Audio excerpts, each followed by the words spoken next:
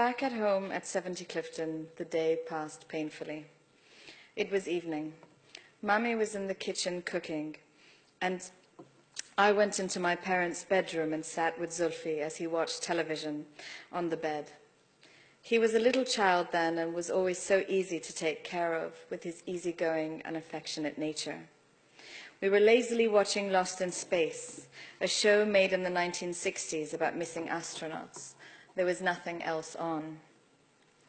Zulfi was lying down on his stomach, his head in his hands, and I sat on Papa's side of the bed, reclining and resting my head against the headboard. It was close to 8 when the phone rang. It was a girl from my 9th grade class at the Karachi American School. She was calling to arrange for us to meet over the weekend to discuss a history project. I slumped down, leaning against the bed, sitting on the floor with my knees bent, talking on the phone. We were speaking when I first heard the gunfire. It was a single shot, and it sounded very close. I moved the phone from my ear and waited to see if Zulfi had heard it.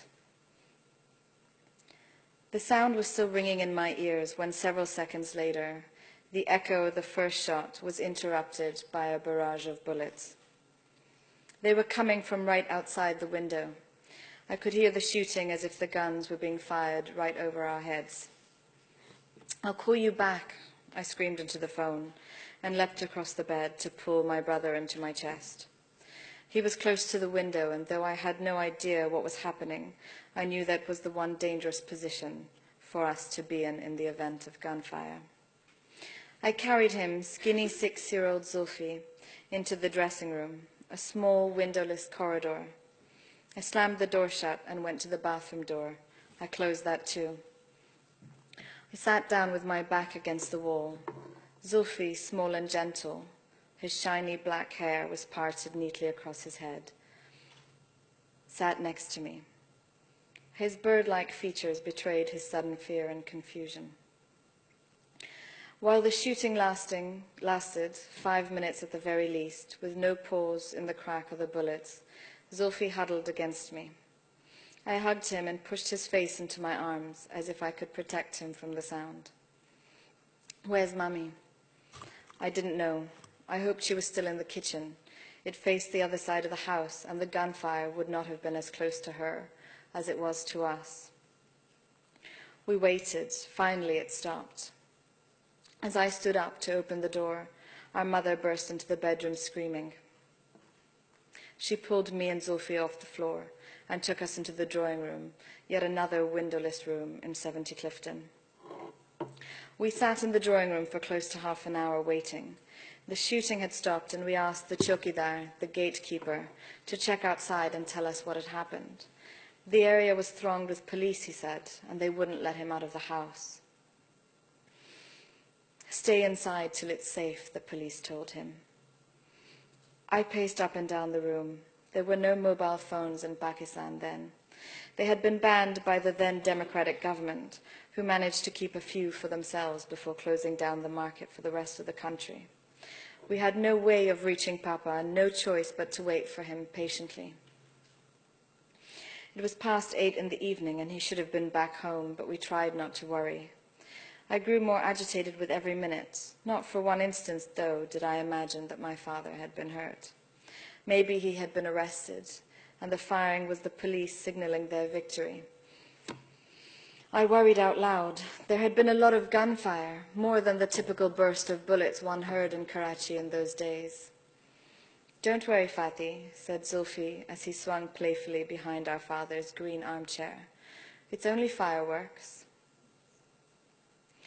It must have been close to 9, 45 minutes later, when I'd had enough. I couldn't wait any longer, and I decided to call my aunt, the Prime Minister. By that point, I was convinced that Benazir, my aunt, had had my father arrested, and I wasn't going to sit by and wait while he was taken to jail. I picked up the red intercom phone and asked whoever answered to connect me to the Prime Minister's office. Don't take no for an answer. I have to speak to Wadi. The phone rang minutes later, sooner than I thought it would. It was usually a considerable hassle getting through to the Prime Minister, even or especially if she was your Wadi Bua, or father's elder sister in Sindhi.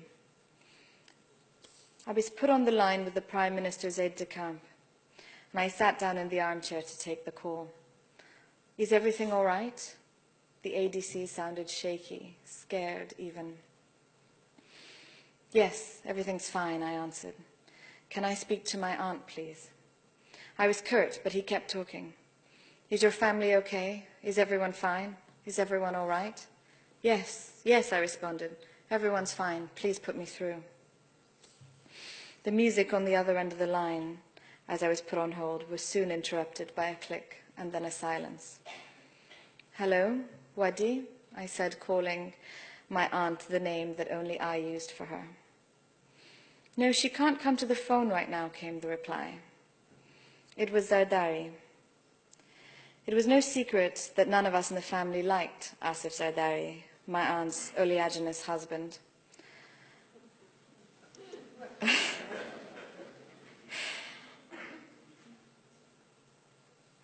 On the few social occasions where I saw him, we shared nothing other than a cursory hello. I need to speak to my aunt, I said tersely, not wanting to talk to him. You can't, he replied, equally brusque. It's very important, and I need to speak to her now. Well, she can't come to the phone. It's very important, and I don't want to talk to you. I need to talk to her, I insisted, my voice quickening. I had wasted enough time on this phone call already. She can't speak, Zardari replied.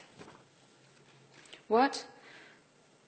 No, I have to speak to her. Please put her on the phone, I continued, growing confused at what seemed like a theatrical attempt to keep me from talking to the one person who was in charge. Oh, don't you know? Zardari responded. Your father's been shot.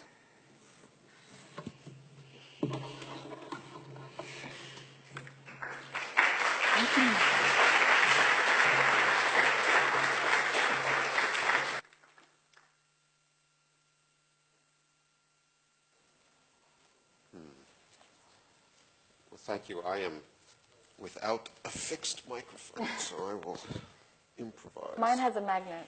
I don't know if that helps. Well, in any event.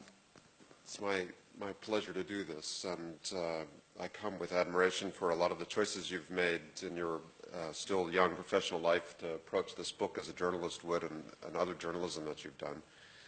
And I suspect, without being able to see very well, that there are some people out in the audience who know everything about you or believe they do, and some others who came because of your family name and probably don't know exactly where to place you in the family tree and haven't yet made the important decision to purchase the book, which has a useful family tree in it.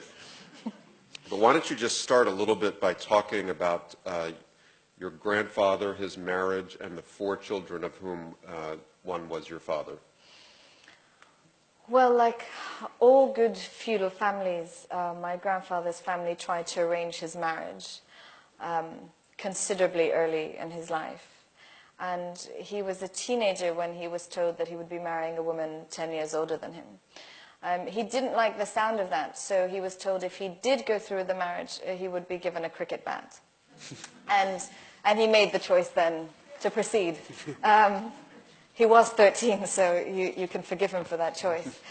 But he was allowed other freedoms and other luxuries. He was allowed to travel abroad, and he went to Berkeley to study political science as an 18-year-old, and from there to Oxford and Lincoln's Inn. And it was when he returned to Pakistan that he began to work as a lawyer, that he began to make his name, in Karachi circles at least. And he remarried, my grandmother, Nusrat. It was a love marriage, and their parents opposed, so they eloped. And her family has Iranian origins. Yes, Nusrat's family was Iranian, and they had lived in Bombay and had come over during partition. And she was from a Shia family, and Zulfikar's family didn't quite like the sound of that. So they eloped and married, and their first child was born soon after, Benazir. And a year after that, Murtza, and another daughter and son followed And it's quite soon after that that he begins his career in politics. Mm-hmm.